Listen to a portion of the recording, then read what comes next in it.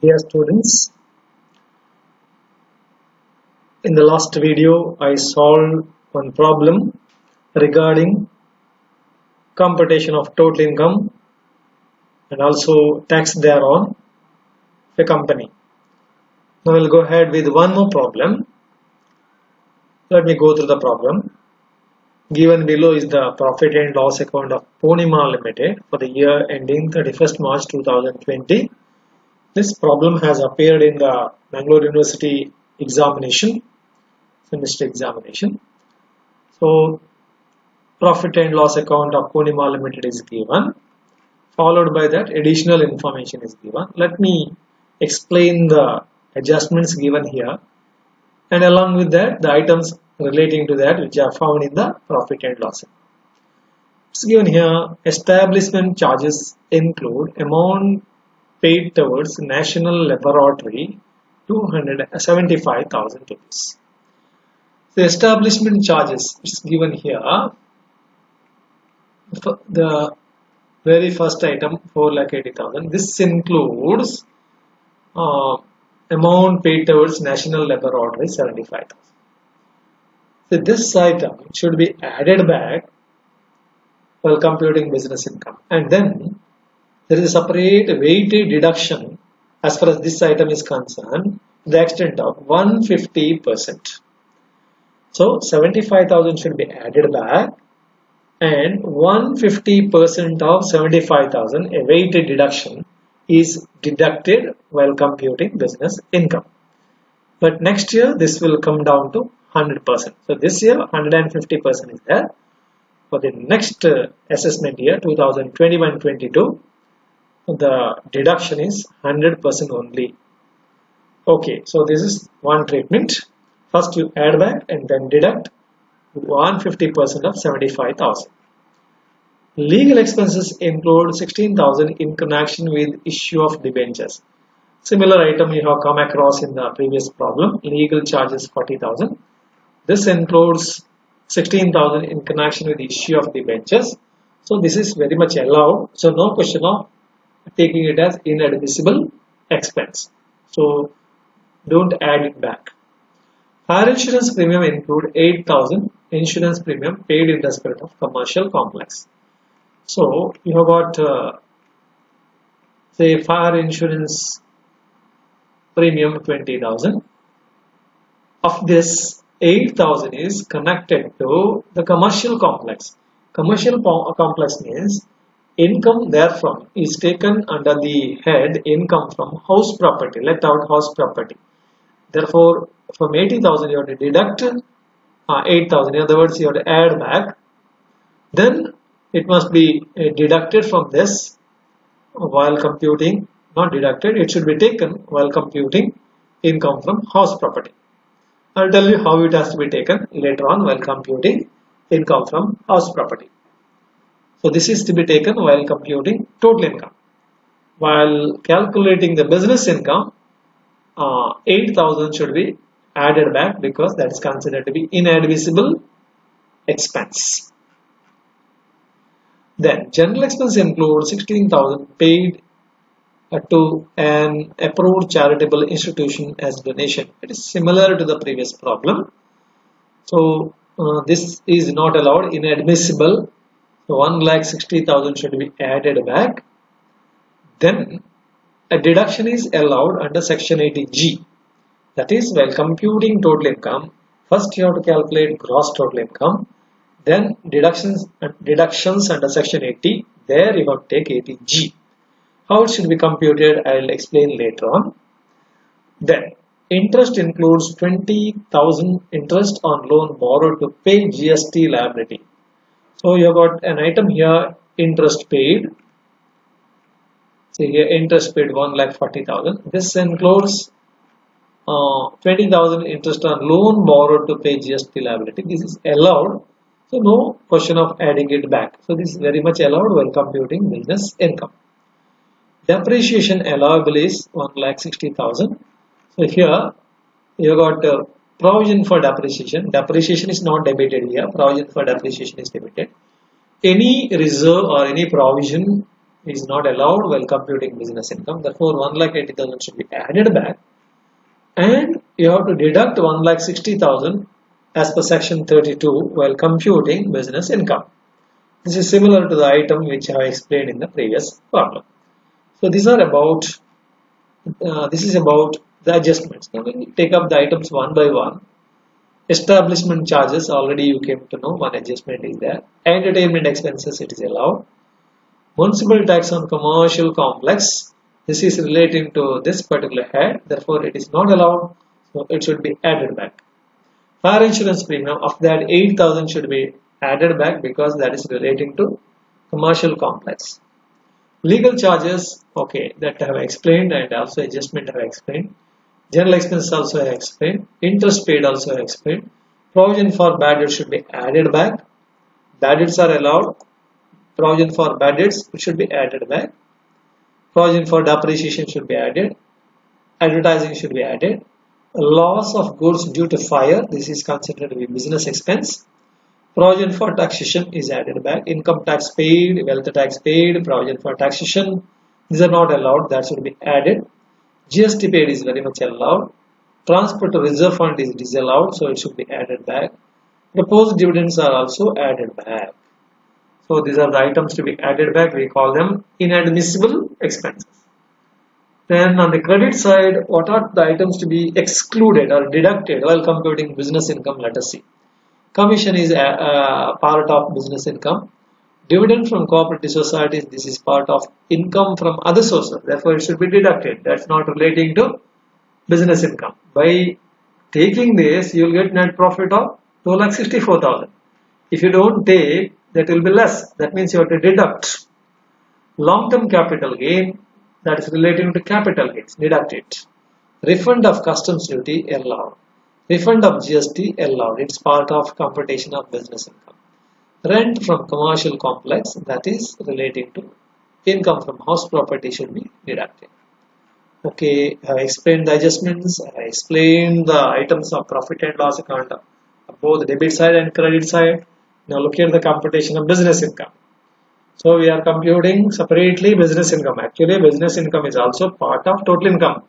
You need not separately show the computation of business income. In the computation of total income itself, you can take one by one. For example, income from house property, computation of business income, capital gains, income from other sources, that too also you can take. But since the items involved are more, I am taking up computation of business income separately, so that the net answer you can put that in the computation of total income. Okay, starting point is net profit as per profit and loss account. Add inadmissible expenses. I already explained these items. Contribution to national laboratory, add back because it is inadmissible. But a weighted deduction of 150% is allowed. Therefore, we have taken it here. You see, 75,000 into 150%. So 1,12,500. It is deducted. Okay, so much of deduction is allowed. Municipal tax paid on commercial complex, it is added back. Fire insurance premium on commercial complex, because this is relating to other head of income. Donation to charitable institution, added back, separate deductions available.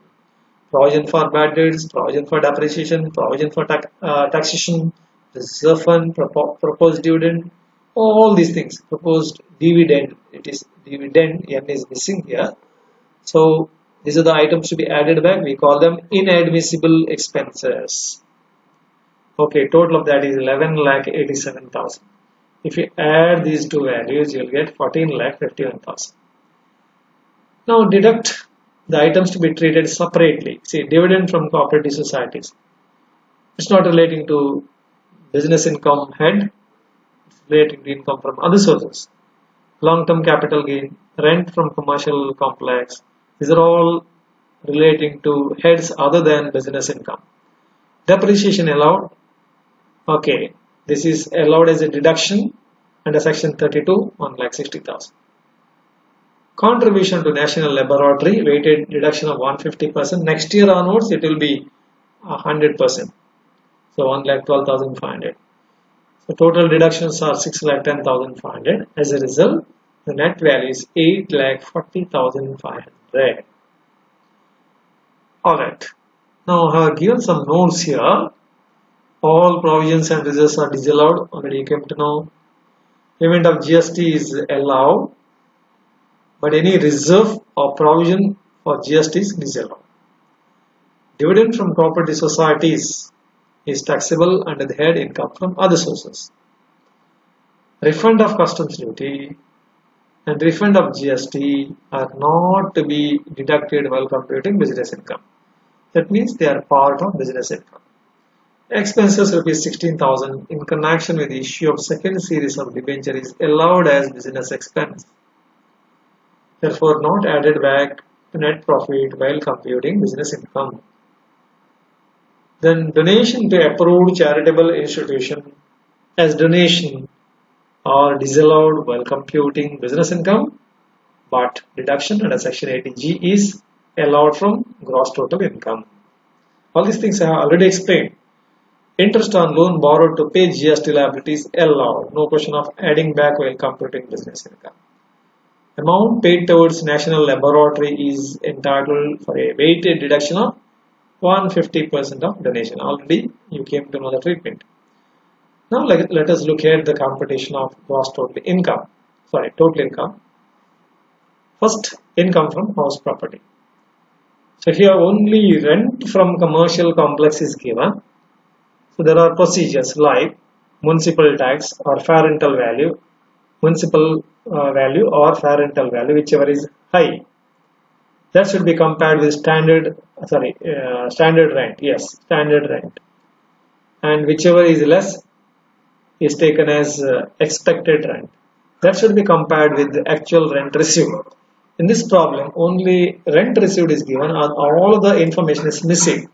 Therefore, rent from a commercial complex is taken as gross annual value, and it is 2,40,000. Municipal tax paid is deducted here, 36,000. Municipal tax paid may be of current year or previous year or next year, doesn't matter. But as long as you pay, that should be deducted.